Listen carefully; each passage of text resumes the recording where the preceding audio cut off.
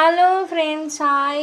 నేనైతే పొద్దుగాలైతే మా మా బాబు కోసం అయితే టమాటా రైస్ చేస్తున్నాను.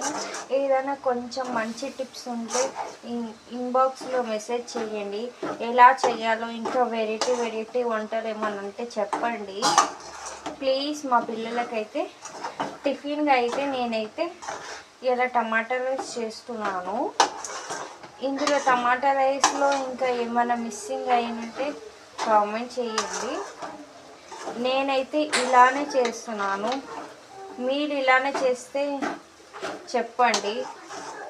కానీ టమాటా రైస్లకి నేను సేమ్ మనం అందరం ఎలా వేసుకుంటామో నేను అలానే చేస్తున్నాను.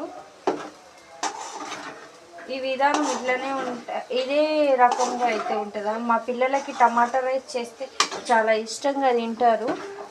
అందుకని టమాటా రైస్ చేసి